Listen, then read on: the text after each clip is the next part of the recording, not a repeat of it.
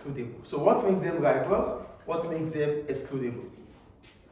They are rivals because the consumption of such goods prevents others from consuming it. So any good that is being provided, so my consumption stops you from consuming it, it becomes a private good. Example is land. And when I talk about land, it's not just like land. So for example, I bought a piece of land, I built on it. It means you cannot build on that land anymore. Do you get it?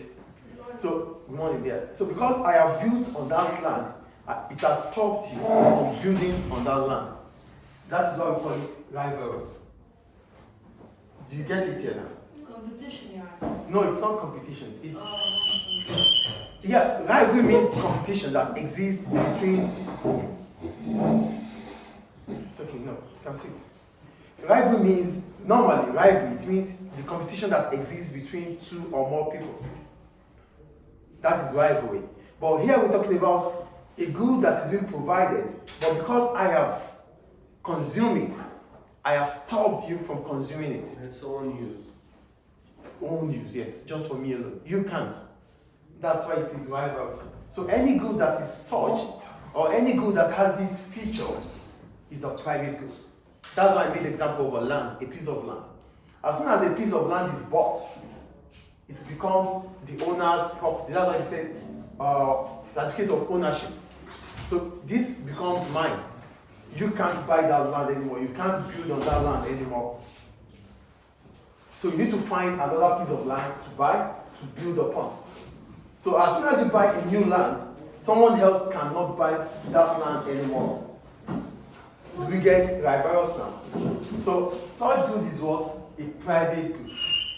So what we were saying before the new guys came in, we're talking about, the topic is non-provision of public goods. But when we talk about non-provision of public goods, before we go into public goods, all goods that are available in this world are mostly private goods. Why? Because we use factors of production to get there. They are economic resources. They are being provided through economic resources: land, labor, capital, and enterprise. As a result, it has to be paid for. So, private goods, like I said earlier, are goods that are rivals and excludable. They are rivals because your consumption stops others from consuming it. Example I made was about land, a piece of land. As soon as a piece of land is bought and built on, no one else can build on that land anymore. You have to find a new land. That is rivals. Then excludable. It is excludable. Why? Because once provided, someone else might be prevented from using it. So the example I made here is a ticket to watch a football match.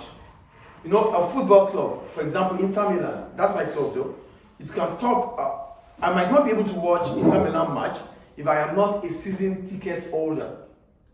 So Inter Milan can stop me from watching a football game because it is exclusive for season ticket holders. Do we get it? Excludable means once it's been provided, I can stop you from using it or benefiting from it. How? Example I made is a football ticket. Inter Milan is a football club, right? They show football matches in their stadium, San Siro. So, San Siro, that was the stadium. The name of the stadium is San Siro, used by Inter Milan. So, let's say Inter Milan has to play with Manchester United now. But Inter Milan wants to only season ticket holder to watch the game. So that means you because you don't have a season ticket, you won't be able to watch that game in San Siro. So that is what we call excludable. So you can't watch that game because you are not a season ticket holder. Do we get excludable here now? So there's rivals, there's excludable. Any good that is being provided that is rival and excludable, it's a private good. That is about private good. So we go to public goods, which we are supposed to talk about. What is a public good? A public goods are goods that are non-rivalry and non-excludable. The opposite of private good. So what makes it non-rivalry? The consumption of such goods does not reduce the quantity available for others.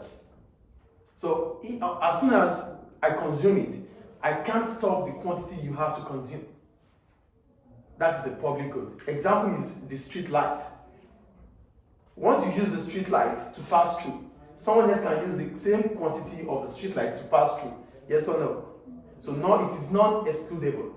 It is non-rivalrous. It's provided by the government. It's provided by the government. So once it's been provided, your consumption does not stop the quantity I have to consume.